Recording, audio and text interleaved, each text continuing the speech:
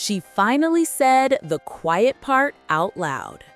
For 2 years, we have watched the coldest feud in professional basketball play out in absolute silence.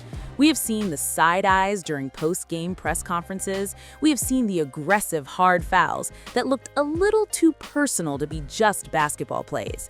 We have seen the cryptic tweets about privilege and marketing that disappear from the timeline 3 hours later. But look at this receipt from last Tuesday. Look at the timestamp. This was not just a frustration tweet. This was a calculated shot at the entire Caitlin Clark industrial complex.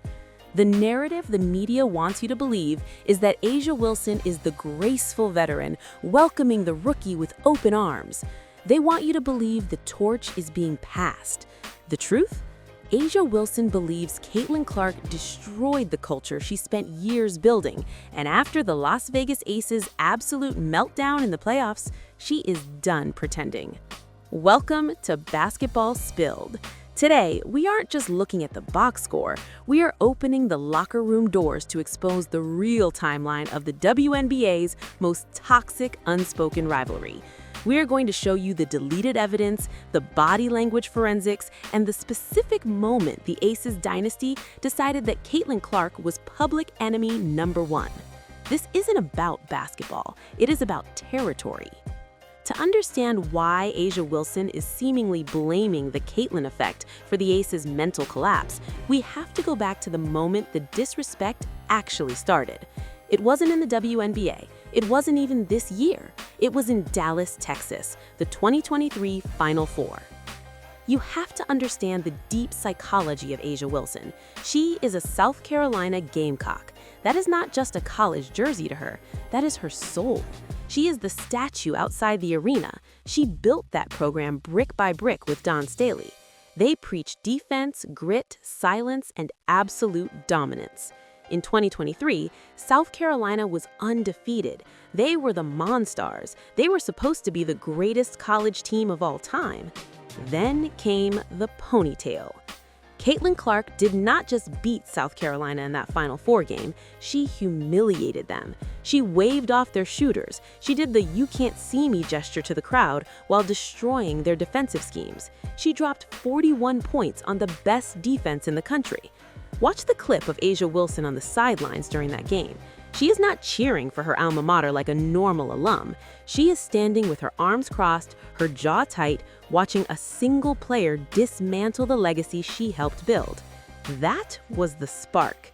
A'ja Wilson saw Caitlin Clark as a gimmick, a player who did not play defense, who took logo threes, and who got all the glory while the real hoopers did the grunt work.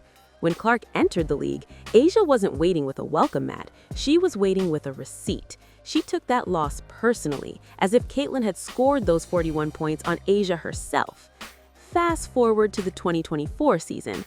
The Aces are trying to three-peat. They are the standard. They are the greatest super team assembled in league history. But something weird happens. Every time A'ja Wilson drops 30 points and grabs 15 rebounds, the media asks her about Caitlin Clark. Every time the Aces sell out an arena, the headline is not about the back-to-back champions, it is about the Clark bump. This is where the forensic evidence gets interesting. Let's look at the tunnel walk psychology. In the WNBA, the tunnel is the battlefield. It is where you send messages without speaking. During the height of the Aces' struggles this season, when they were losing games they should have won, look at what A'ja wore. She started dressing in all black, aggressive fits, dark sunglasses indoors. She was signaling a funeral. She was telling the world, "I am the villain you want me to be." Meanwhile, Caitlin Clark is wearing the girl next door Nike Tech fleece, waving to kids, playing the innocent rookie role perfectly. A'ja hated it. You could see it in the eyes. There is a specific moment from a post-game press conference in July that everyone missed. The Aces had just won, but the reporter asked A'ja about the new fans coming to the league. Watch A'ja's neck. She stiffens. She looks at her teammate Chelsea Gray and then looks back. She says, "We've been here. The league has been here." That was not a generic answer. That was a direct shot at the Caitlin Clark fans. Asia believes that these new fans do not respect the history of the league. They don't respect the physical, defensive grind of the WNBA. They just want logo threes and highlights. She feels like her MVP trophies, literal historic dominance, are being treated like footnotes to Caitlyn's turnover reel. And then the shoe deal happened. This is the smoking gun of the jealousy narrative. A'ja Wilson is a two-time MVP, a Defensive Player of the Year, and a champion. She had to wait years for a signature shoe. Caitlin Clark had not played a single minute of professional basketball, and Nike handed her the keys to the kingdom, a $28 million deal before she even stepped on a WNBA court. On the day the Caitlin shoe news dropped, A'ja tweeted a Bible verse about patience. The media called it grace. We call it seething. A'ja feels that she did everything right. She played the game the right way. She paid her dues. And here comes this rookie, skipping the line, getting the charter flights, getting the signature shoe, getting the coverage. A'ja feels like she built the house, and Caitlin is getting credit for the renovation. This tension boiled over into the Olympic break. This is the chapter of the story nobody talks about enough. A'ja Wilson went to Paris and dominated. She was the best player in the world. She won gold. But the entire time she was in Paris, what was the American media talking about? They were talking about who wasn't there. They were talking about Caitlin Clark being snubbed. Imagine winning a gold medal draped in the American flag, and a reporter asks you if the team would be better with a rookie who shoots 30% from three.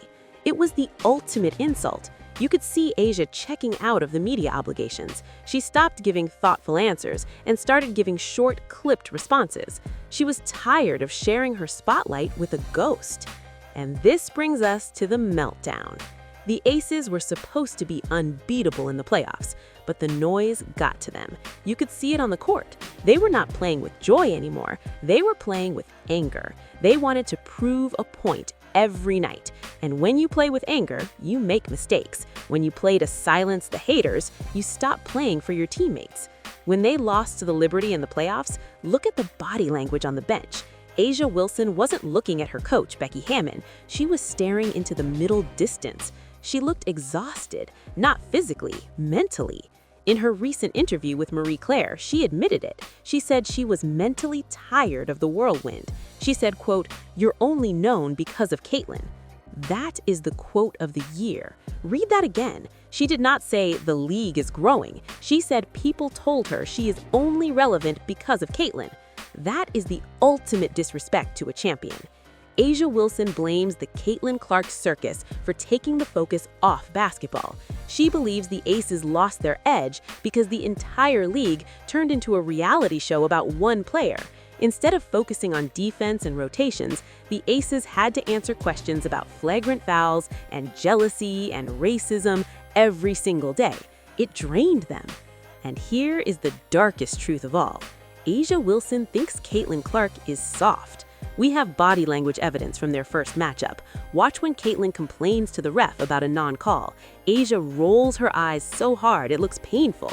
She looks at Kelsey Plum and mouths something that looks suspiciously like, "Shut up."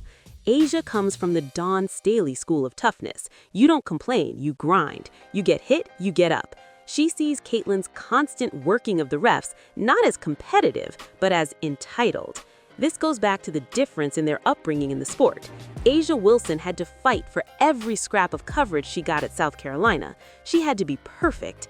Caitlin Clark was allowed to take bad shots. Caitlin Clark was allowed to yell at her teammates. Caitlin Clark was allowed to be the villain and the hero at the same time.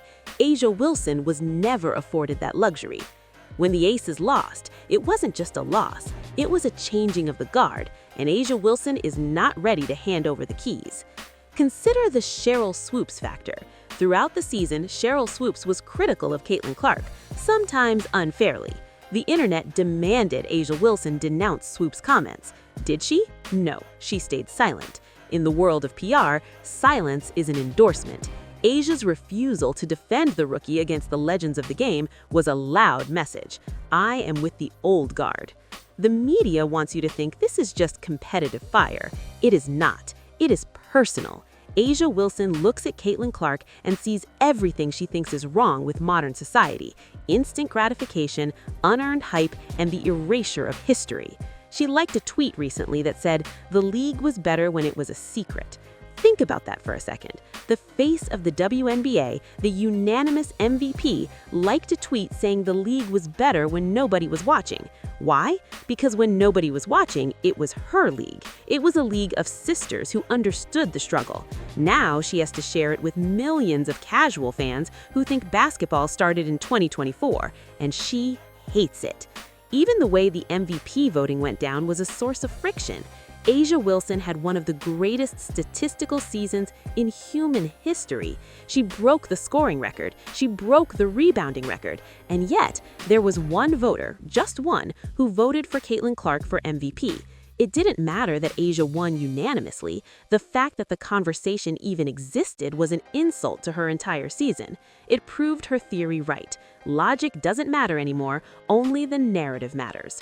So when you see Asia Wilson dropping 40 points next season, don't think she is doing it for the fans. She is doing it out of spite. She is trying to remind the world that before the ponytail, before the logo threes, and before the media circus, there was a queen in Las Vegas. The Aces didn't just lose a series, they lost the narrative, and Asia Wilson is gonna burn the whole league down to get it back. Look closely at the exit interviews. While the rest of the Aces were talking about rest and recovery, Asia was talking about sharpening the tools. She isn't going on vacation, she is going into the lab. She knows that next year, the hype around Caitlin Clark is only gonna get louder. The Fever are gonna be better, the TV deals are gonna be bigger, and Asia Wilson refuses to be a supporting character in someone else's movie. This is the Jordan Rules era of the WNBA. Just like the Pistons tried to physically beat Jordan out of the league, the Aces tried to mentally beat Caitlin out of the league. It didn't work. Caitlin survived. And now, Asia realizes she can't just bully the rookie anymore, she has to outlast her. There is a rumor circulating in insider circles that Asia is pushing the Aces front office to make massive moves. She doesn't want to run it back. She wants a team of killers. She wants players who are as angry as she is. The fun era of the Las Vegas Aces is dead. The villain era has officially begun. We are witnessing a shift in the tectonic plates of women's basketball. For the last 5 years, it was Asia's world. Now it is a shared universe. And that is a reality Asia Wilson is not willing to accept without a fight. The meltdown wasn't the end. It was the origin story of a new, darker version of Asia Wilson. And if you thought she was dangerous before, wait until you see her when she has nothing left to lose but her crown. Would you like me to analyze the specific Twitter-like history of other Aces players to see if there's a coordinated locker room campaign against the rookies?